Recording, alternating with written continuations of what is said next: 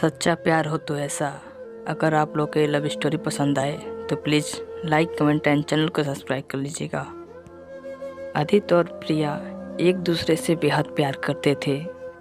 वो दोनों एक ही कॉलेज में एक ही साथ पढ़ाई कर रहे थे और वो दोनों का कॉलेज का आखिरी साल था। एक दिन प्रिया और आदित्य एक पार्क में घूमने के लिए गए। तब प्रिया ने आदित्य से पूछा कि आदित्य, तुम मुझसे कितना प्यार करते हो और तुम मुझसे शादी करोगे या बस प्यार करके छोड़ दोगे। आदित्य ने प्रिया से कहा कि प्रिया, आज तुम मुझसे ये कैसा सवाल पूछ रही हो। तो प्रिया ने कहा कि आदित्य, यह सवाल मैं तुमसे इसलिए पूछ रही हूँ क्योंकि मैं तुमसे बेहद प्यार करती हूँ और तुम्हें मन ही मन अपना सब कुछ मान चुकी हूँ। और अगर तुमने मुझे कभी छोड़ भी दिया तो मैं तुझे कभी भूल नहीं पाऊंगी।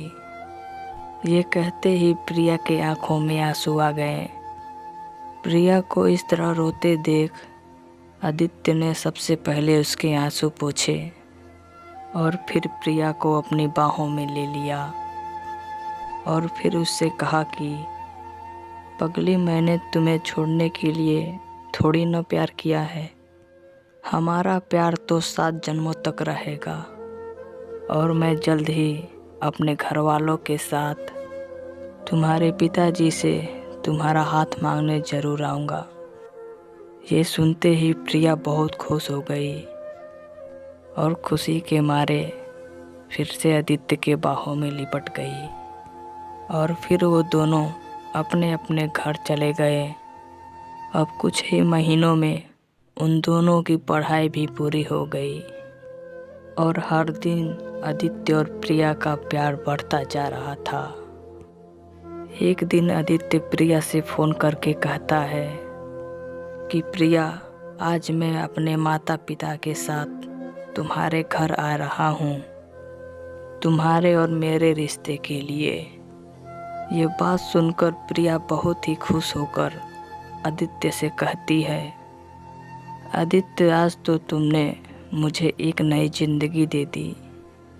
तुम जल्दी आ जाओ और मैं जल्द ही तैयार हो जाती हूँ। तो करीब 1 घंटे में ही आदित्य और उसके माता पिता प्रिया के घर पहुँच जाते हैं। लेकिन जब आदित्य प्रिया के घर पहुँचता है तो वो क्या देखता है कि प्रिया का तो इतना बड़ा घर था और वो मन ही मन ये सोचता है कि शायद प्रिया के पिताजी बहुत ही अमीर हैं, लेकिन हमारा परिवार तो इनके आगे कुछ भी नहीं। तभी आदित्य ने प्रिया के घर की बेल बजाई। बेल बजते ही प्रिया समझ जाती है कि आदित्य आ गया और वो नौकर के ना कहकर खुद ही दरवाज़ा खोलने चली गई और आदित्य और उसके परिवार का स्वागत करती है और उन्हें अंदर लेकर जाती है। अंदर जाते ही आदित्य के माता पिता इतने बड़े घर को देखते ही ये सोचते हैं कि पता नहीं प्रिया के पिताजी ये रिश्ता करेंगे कि या नहीं। तभी अचानक प्रिया के पिताजी भी आ जाते हैं और सभी के लिए नाश्ता पानी मंगवाते हैं। तो तभी आदित्य के पिताजी ने आदित्य के लिए प्रिया के पिताजी से प्रिया का हाथ मांगा। तो प्रिया के पिताजी ने आदित्य से पूछा कि बेटा, तुम काम क्या करते हो। तब आदित्य ने बड़े ही प्यार से कहा कि अंकल जी, मैंने रेलवे में बड़ी पोस्ट पर फॉर्म भर रखा है और मैंने उसके पेपर भी दे दिया है, बस अब रिजल्ट ही आना बाकी है। तभी प्रिया के पिताजी ने फिर यही पूछा कि उस रेलवे की पोस्ट पर तुम्हारी सैलरी कितनी होगा।